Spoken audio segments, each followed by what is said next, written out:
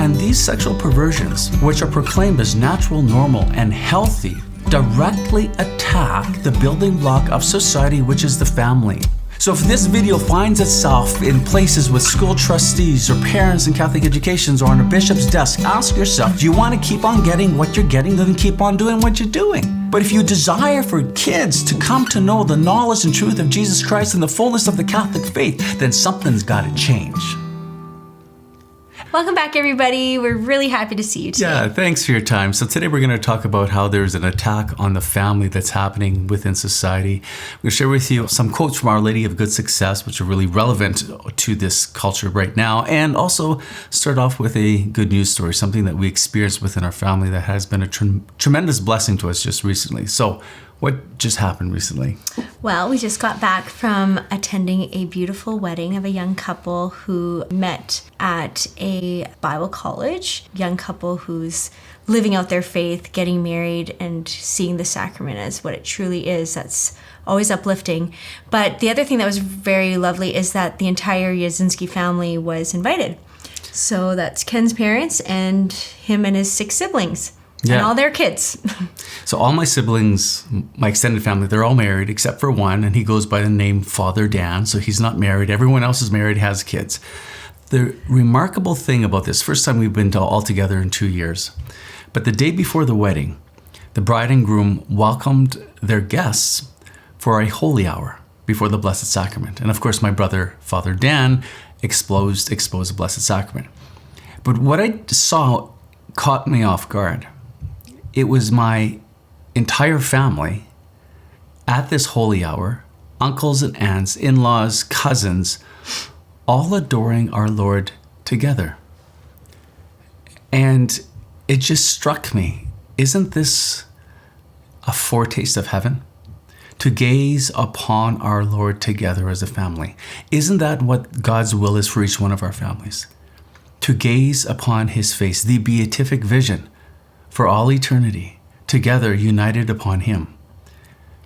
And I thought about my dad, and my mom, who've really strove to raise us 7 children in the faith. How rewarding it must have been to have that experience. Because, you go to Sunday Mass, and you're supposed to go to Sunday Mass, but you don't have to do a holy hour. And that's what really was so impressive, to see my siblings, their spouses, and the cousins, these teenagers, all on their knees, adoring our Lord for an hour. Tremendous blessing. And I just wanted to share this with you because it's possible. Sometimes we look at our family situations and we think it's so hopeless. Mm-hmm. But I want to tell you that there is hope. There is hope in Jesus Christ, and he can do miracles. He can cause conversions of the heart. And I also want to point out that we should be striving for this, striving to pass the faith on to our children so that we could all be one day on our knees before our Lord in heaven, adoring him face to face. So I want to encourage you, there is hope. Mm-hmm. However, you have probably seen or felt the attack on the family. Traditional values are under attack. And this is where Our Lady of Good Success comes in. Beginning in 1594, Our Lady appeared to Mother Mariana and revealed to her some prophetic things about the 20th and the 21st century. So our time. So these words that we'd like to share with you from Our Lady of Good Success are relevant to this hour. Said 400 to 500 years ago. Our Lady said, "Unbridled passions will give way to a total corruption of customs, because Satan will reign through the Masonic sects, targeting the children in particular to ensure general corruption."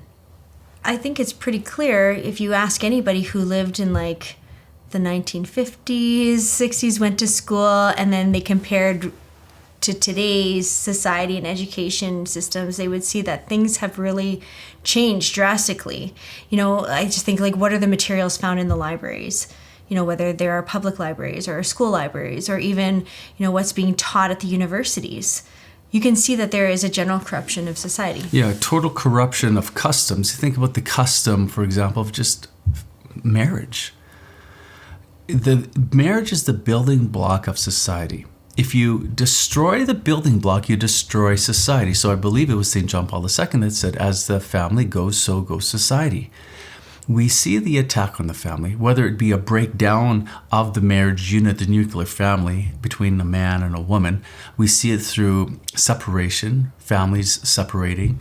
We also see it in the redefining of what marriage is meant to be, which, in fact, you can't redefine marriage. It's an institution given to us by God, but secular societies will attempt to do so, to say that it's something other than a union between a man and a woman.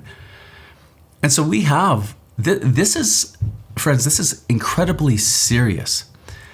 And it's difficult to raise a family in today's society when the building blocks of the family are being attacked. The building blocks of what? What's the building blocks of a family? A man and a woman. But people can't even understand what a woman is. In fact, you've probably heard of the documentary, What is a Woman? It is ridiculous that we have descent into such chaos. If you can't define what a woman is, how can you have a proper functioning family? How can you understand marriage? See, this is more than just general confusion. This is a diabolical disorientation. And so we have to fight for marriage. We have to fight for the sanctity of life. We have to fight for the innocence of our children. And it is possible. But I think it's going to be difficult, and we just have to be aware of this. But if our Lord has allowed this general corruption of morals in our society, we can be sure that He will give us the grace to overcome them. So not to despair, but to be aware. Our Lady said, in those times, the atmosphere will be saturated with the spirit of impurity, which, like a filthy sea, will engulf the streets and public places with incredible license. Innocence will scarcely be found in children or modesty in women. So I think back to like 2000, the year 2000, when I did my first year of university. And I remember seeing like one inappropriate poster at like a poster sale and being absolutely scandalized. And now, like, I just can't even imagine. Like, I just don't even want to bring my children to walk on campus to see what they would possibly see on, like, the advertisements or different things that they're trying to promote on campus.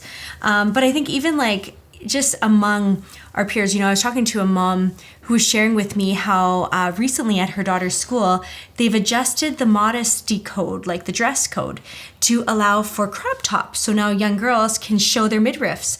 And I just think, like, within these Catholic schools, like, what for what reason? What's the reasoning? Is it because now it's appropriate within the culture to dress like that? But since when does Catholicism go with the trends of the culture? It's never been that way. And here in our household, we always try to explain to our girls that we veil and we cover that which is holy. And as a woman or a young girl, we all have a uterus, and therefore that could carry life at one point. And that's why we veil and we keep covered that part of our body, and many other parts of our bodies too. But I just think, you know, you just see this so normalized everywhere, right? And then, of course, we do find ourselves in the month of June. Traditionally, as Catholics, the month of June is where we focus on the Sacred Heart, devotion to the Sacred Heart. However, the world in secular society focuses on something else. They call it Pride Month, where perversion, sexual perversion, is celebrated as normal, natural, and healthy. And if you don't celebrate along with these perversions, then you're considered abnormal, that your attitudes are unhealthy, that somehow there's something wrong with you if you can't celebrate sexual perversions. So I just want to speak to that, because there isn't a lot of Catholic voices, particularly in Canada, who say things. You know, for example, Catholic education in Canada, there's some difficulties, but here's one. The pride flag has no place in a Catholic institution, period.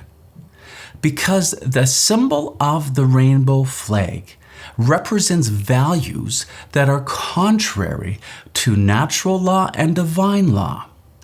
So in no situation or circumstance should that rainbow flag be flying in a Catholic institution or Catholic education, for example, in high schools. Yet for some reason, it flies in some places. Why is beyond me. I just don't understand. But parents have a responsibility to educate their children. And if your children are in a Catholic institution where that's happening, you have the responsibility to go to those principals, to go to the school board trustees, and to proclaim the truth and say, that's got to come down. You have to go to your bishop and say, Bishop, why is this allowed in our schools?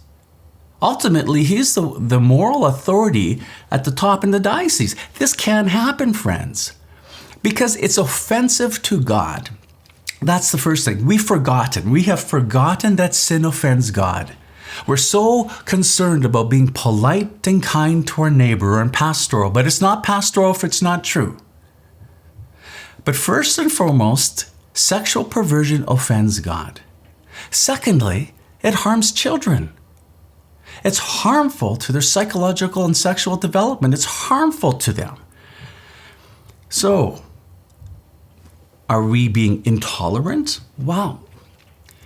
What does that mean? God does not tolerate sin. Yes, God is compassionate. He is loving, but He is also completely just. And we have forgotten these things. We have just forgotten them. There is no place for a Catholic priest to be marching in a pride celebration. There's no place for faithful Catholics to be doing likewise. We cannot celebrate sexual perversion. It's first and foremost, again, an offense against God. And these sexual perversions, which are proclaimed as natural, normal, and healthy, directly attack the building block of society, which is the family.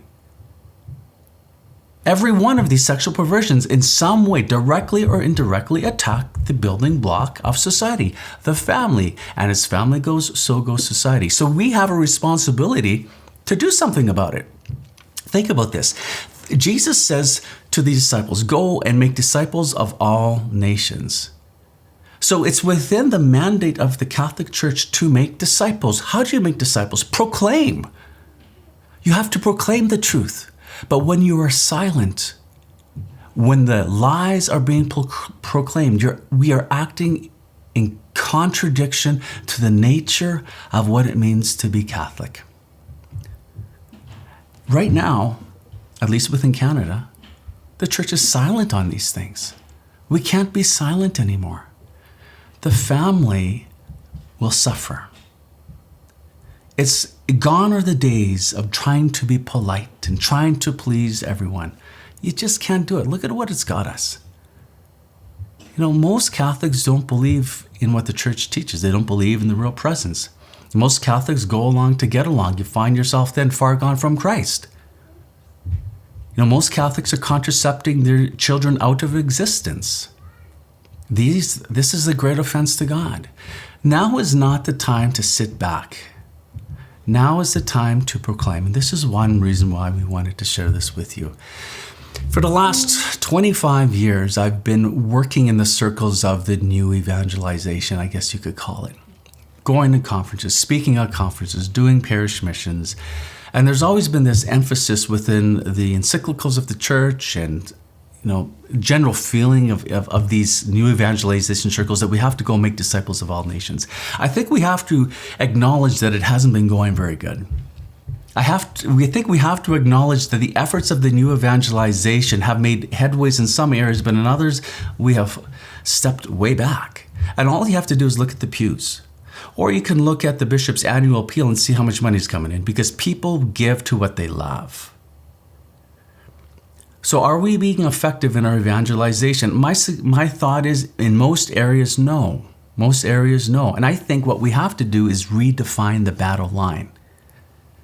There's been so much emphasis of going out into the workplaces and into the streets and making disciples and being witnesses, which is all true. But I think what we have to do is redefine the front line.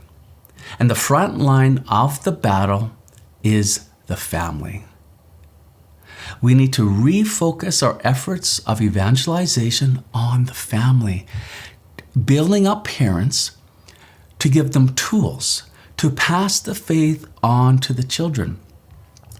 Now, this might come as a surprise to you, but I'm going to give you the 3 major stumbling blocks that I have witnessed in the last 25 years of working in evangelization. The 3 major stumbling blocks. Number 1, bad bishops. Number 2, bad priests. And number 3, bad parents. But the greatest blessings and the greatest inroads of evangelization can happen when you have a good bishop, great priest, good parents. And my experience is I've worked with great priests. But I have noticed that when working with young people, I've witnessed this, some have a great desire to grow in their faith. But what happens is the parents don't understand their child's experience. They don't understand why their child all of a sudden takes an interest in Jesus, and what has also ignited in their heart fizzles out when they go home because the parents are clueless, not formed. But here's the truth. If you have a bad bishop, you have a bad priest, you can still raise your kids in the faith. But if you have a great priest and you have a great bishop, you got bad parents, kids, it's going to be tough for them. Apart from a special grace that might be given to them, but it's going to be really, really tough. So this is why I'm suggesting that we redefine the battle lines for the new evangelization, emphasizing the family. Because as the family goes, so goes society. And I don't see that battle line being drawn there. Janelle, I'm going on for a while here. That's okay. No, I agree with everything that you're saying. And I feel like I've seen this even in like our circles and in our communities near us. But I feel like we can't get too hopeless here. Well, as I mentioned before, I think we have to be realistic. Okay, yeah. Yeah, you look at the situation within the Catholic schools, for example, and most people can recognize this is not a shock. The majority of the kids in Catholic high schools don't go to Mass. The majority of the Catholics who teach in Catholic high schools don't go to Mass on Sunday regularly. Mm-hmm. That's a problem. How can you pass on the faith when you're not living it and don't believe it? The problem is not just that, but it's also the trustees. I mean, they do the hiring and firing. And then the bishop's influence on that level too has to be called into question. What in the world's going on? We're talking about the salvation of children. The church can't sit back and be idle and do nothing. That's wrong. That's an offense to God. But to keep on doing what we're doing, we're going to keep on getting what we're getting. So if this video finds itself in places with school trustees or parents in Catholic educations or on a bishop's desk, ask yourself, do you want to keep on getting what you're getting, then keep on doing what you're doing? But if you desire for kids to come to know the knowledge and truth of Jesus Christ and the fullness of the Catholic faith, then something's got to change. And it's got to change quick. Now, I'm speaking to this situation more so in Canada. I can't speak to it in the US because I'm not as familiar. Anyways, I think I'm done. Yeah, I think you've got a fire lit under you. Okay. Which is good. That's good. St. Thomas Aquinas says this: the things that we love tell us what we are. The things that we love tell us what we are. Church, the Catholic Church of Canada, my question to you is, what have we become? Mm-hmm. You know, can I say one other thing? So I was just overhearing this conversation recently, and these women were discussing about post-secondary education for their children. And they're kind of just going through all the different questions that children or these young adults should be asked, like, what are you good at? What do you hope to do with the rest of your life? Or what are the skills that you already have? Or how much time do you want to devote to that? And I thought, you know what? I think the number one question that they should be asking is, what does God want me to do with my life? And I think that surely those things are important to take into consideration, But number one is, what does God want me to do? And, I think of our kids. They're all often saying things like, Mom, can we get a dog? Mom, can we get a cat? Mom, can we, the list goes on and on. But I often say, what? Let us ask God what his will is. And if he wants us to have a dog or he wants us to have a cat, then help him to change mom and dad's hearts. What? You know what? At supper time today, you said, what if you could draw anything and you could get what you want? What would you draw? You said that, And right? well, one of the kids said that. Well, yeah, okay. So you could draw anything and you get what you draw. What would you draw? Yeah. And one of our daughters said, I draw a dog. I'm like, yeah, sure. I know you want a dog. Okay, you draw a dog. And then one of our children said, well, I would draw God, but I don't know how to draw him. Mm-hmm. And I'm like, there's a grace there. Mm-hmm. You draw anything, you get what you want. If I could, I would draw God. Yeah, it's beautiful. Yeah. Share with us below what stood out to you and why. And we'll see you soon. Thank you for watching. If you've been blessed by this video, would you please consider becoming our monthly Patreon supporter? To support, click the link at the end of this video, also in the description.